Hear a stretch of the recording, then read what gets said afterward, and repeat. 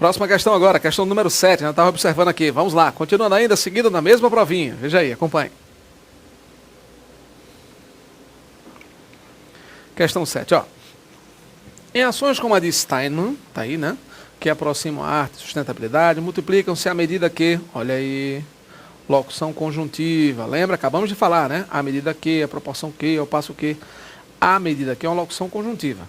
Aumenta o debate acerca das mudanças e tal. A expressão estabelece entre os enunciados uma relação de que, se conhece as conjunções, se já estudou tudo, de graça, né? Proporcionalidade. Agora, acrescente aí no seu resumo, né, os valores semânticos dessas conjunções. À medida que, a proporção que, ao passo que, tanto mais, tanto mais, menos, não é isso? Valores nem, não, e por aí vai, né? Nem não, isso aí é alternância. Mas veja, proporcionalidade, proporção, simultaneidade, concomitância. Sabe por que você deve acrescentar isso aqui? Uma questão simples. Essas expressões, à medida que, por exemplo, que apareceu nessa prova aí, você deve conhecer. É uma conjunção subordinativa proporcional. Agora, muitas vezes ela aparece na prova não dessa forma. As bancas examinadoras e a VUNESP, claro, já fez isso aí, pode continuar fazendo. É não só perguntar a você qual é a relação que estabelece. Se é causa, alternância, proporção, como ele está fazendo aí. O que é que ele pode colocar? Um trecho envolvendo essa expressão à medida que e dizer assim, simplesmente isso. No trecho acima, o autor deixa clara a relação de concomitância entre os fatos apresentados. Veja, imagine que fosse num balaio de uma questão, aí, num mix, numa misturada geral, e ele colocasse, evidencia-se no trecho acima, né? Então o autor deixa clara no trecho acima uma relação de concomitância entre os fatos apresentados. Relação de concomitância é uma relação de proporção, proporcionalidade, simultaneidade. Então, muito cuidado, hein? O próprio uso da conjunção à medida que, a proporção que, a passo que, essa coisa toda, o próprio uso dessas expressões caracteriza a relação de concomitância, simultaneidade, certo? Então, esses valores semânticos também integram essa realidade aí das conjunções subordinativas proporcionais, beleza? Então, fique de olho aí para não estar se embananando, se equivocando nessas coisas básicas em relação à conjunção, tá certo? Beleza? Vamos continuar, acompanha aí. Bom, ele ainda fala nas relações de causa, né? Visto que, uma vez que, por quanto, já que, né? São exemplos de causais. Alternância, ou, ora, já, seja, quer, não é isso? Adversidade, mas, porém, entretanto, todavia, contudo, no entanto, não obstante. Né? Concessão, ainda que, mesmo que, embora, malgrado, em que pese, se bem que, né? Ainda quando, são valores específicos de conjunções concessivas aí, né? E por aí vai, tá? São exemplos de conjunções para você, né? Com quanto, para você sempre juntar essas conjunções aí para botar na sua lista e mandar brasa. Vamos lá. 8. Observe a frase do texto reescrita. O artista George Steinman produziu quadros com minerais extraídos da água. Olha só. O artista George Steinman produziu quadros. Veja aqui, ó. O artista George Steinman, vírgula, produziu quadros com minerais extraídos da água. Na frase da vírgula está o quê? Tá errado, né, gente? Primeira coisa, já que você sabe que tá errado. Esse cara aqui é o sujeito da história. Não se separa o sujeito do predicado ou o sujeito do verbo por vírgula. Vírgula simples, né? Se eu dissesse, o artista George Steinman, vírgula, apesar das dificuldades, vírgula de novo, aí tudo bem. Se eu colocasse aqui, entre o sujeito e o verbo, entre o sujeito e o predicado, um advérbio intercalado, uma expressão intercalada com dupla vírgula, aí pode até, né, até que se pode admitir realmente essa separação, tá? Mas aqui uma vírgula simplesmente separando naturalmente o sujeito e o predicado, não dá, tá? Por isso é que a resposta certa é a letra E. Separa incorretamente o sujeito de seu verbo, do verbo desse sujeito sem intercalação. Veja, não é o fato simplesmente de separar o sujeito, tá? Então, deixei bem claro aqui.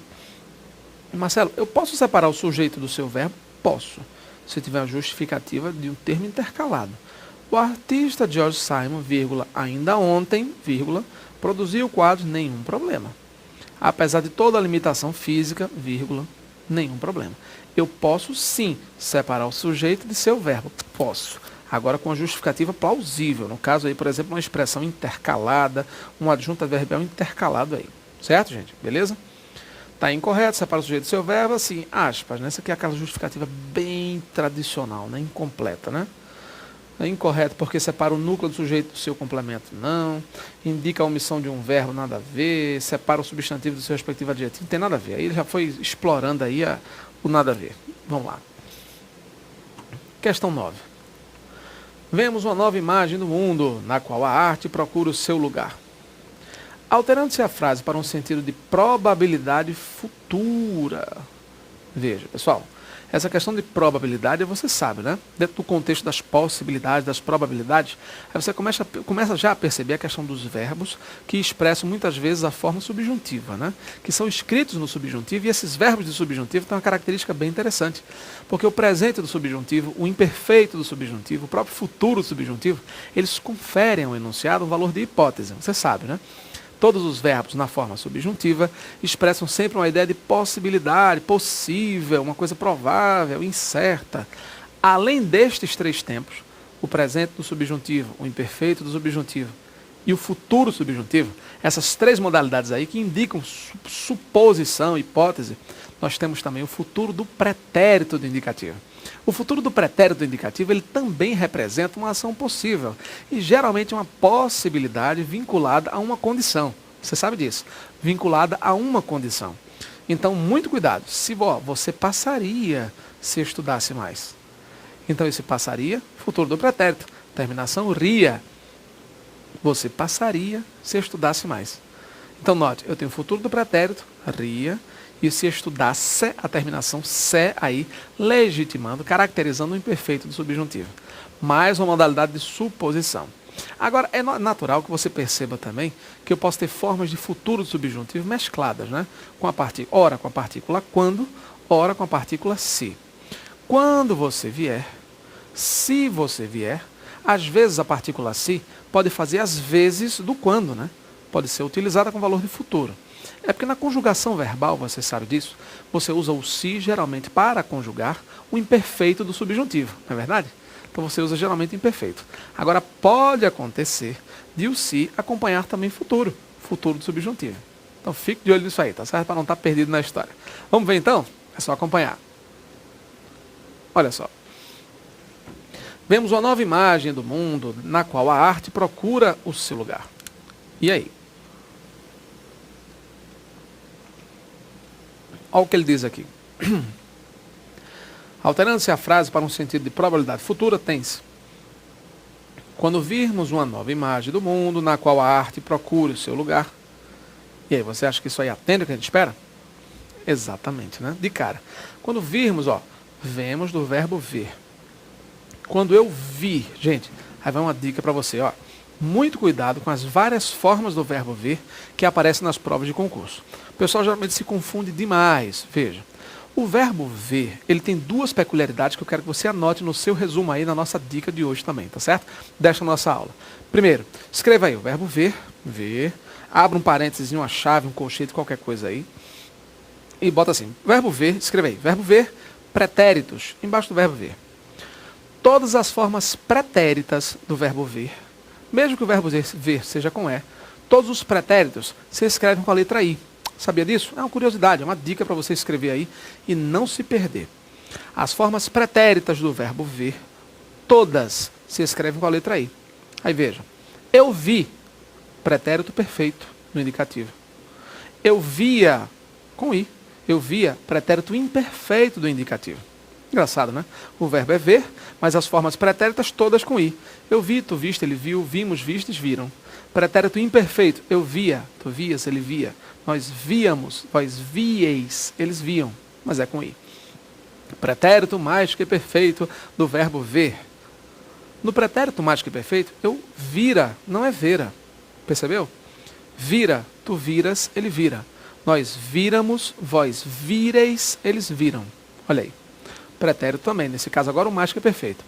Até o pretérito imperfeito do subjuntivo é com I. Se eu visse, se tu visses, se ele visse. Se nós víssemos, se vós visseis, se eles vissem. Então, anote aí no seu resumo, na sua dica. Todas as formas pretéritas do verbo ver se escrevem com I. Parece uma bobagem, mas na sua prova, por exemplo, as bancas muitas vezes utilizam aí, a VUNESP não é diferente, elas utilizam o verbo ver com a letra E. Nos verbos derivados, por exemplo, o verbo prever. Qual é o mais que perfeito do verbo prever? Diga aí, você. O mais que perfeito é ra, você sabe.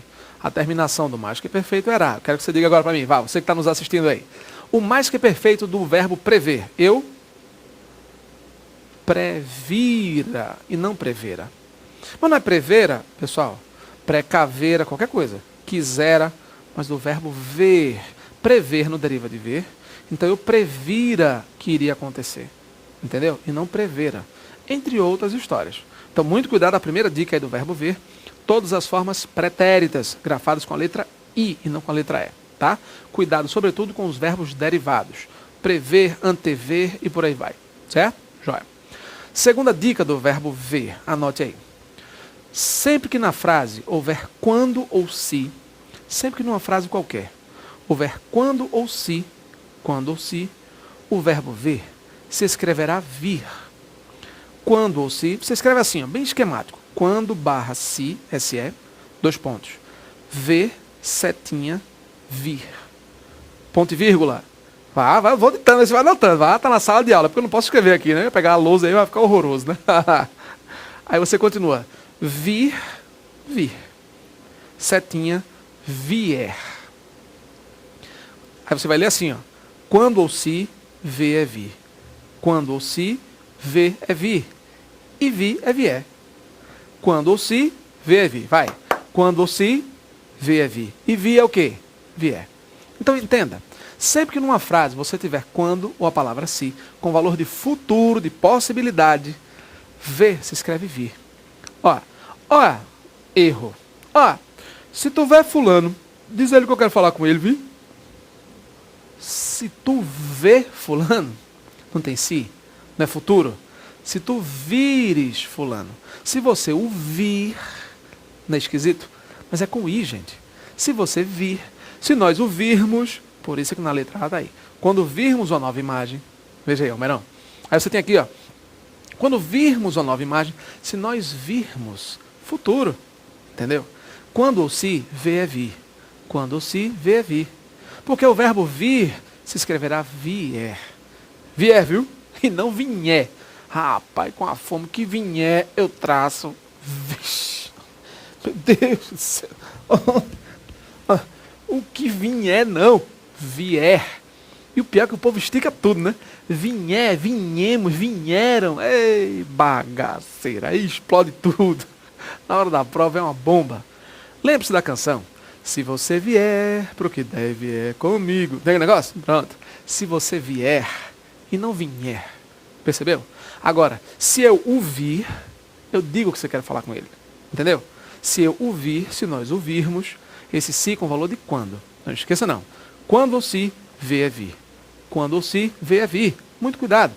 E um outro verbo curioso que pode acontecer, outro problema que acontece com muita frequência aí, é o verbo intervir, que daqui a pouquinho eu vou falar sobre ele. Vamos ver logo as outras letras aí, depois eu volto para o comentário do verbo intervir, que é outra bomba nas provas e a galera parece que cega na hora. Impressionante. Vamos lá, veja aí.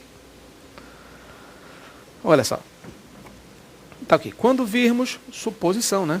Probabilidade futura, ou seja, futuro do subjuntivo, gente. Possibilidade futura, ele está dizendo aqui, em outras palavras, que ele está trabalhando o futuro do subjuntivo. Percebeu? Futuro do subjuntivo, tá?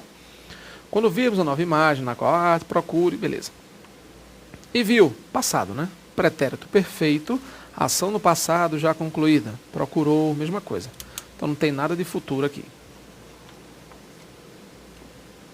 Embora víssemos uma nova imagem no mundo, na qual a arte procurava, víssemos imperfeito do subjuntivo. Tudo bem, aqui eu já tenho uma possibilidade. Mas procurava, aí você já sabe que é pretérito imperfeito do indicativo, indica uma ação no passado que durou um certo tempo, ou não interrompida, né? não finalizada. Por isso, vimos uma nova imagem no mundo na qual a arte procurou. Vimos, procurou, pretérito, gente. Não tem nada de possibilidade futura. Entretanto, vimos, já foi, passado. Uma nova imagem no mundo na qual a arte procurara mais que perfeito. A ação passada anterior a outra ação também no passado. É engraçado como a galera trava nessa história, né? De pretérito perfeito, imperfeito, mais que perfeito. Você só pode utilizar o pretérito mais que perfeito quando uma frase tiver dois verbos. Quando você quiser indicar em duas atitudes diferentes, qual delas veio primeiro. As duas atitudes estão no passado, situam-se no passado, mas uma delas veio antes da outra. Então, claro, o mais que perfeito serve para isso, para denominar, para mostrar, para apontar qual das atitudes, qual das ações foi realizada em primeiro plano no primeiro momento. Fechado? Bom, nosso tempo acabou. Próxima aula a gente continua. Vou falar sobre intervir, que eu prometi, né? Vou falar sobre intervir e vamos conversar um pouco sobre essa diferença de novo aí do pretérito perfeito, mais que perfeito e imperfeito, que ele cobrou aí, tá vendo aí? Próxima aula a gente segue. Até lá.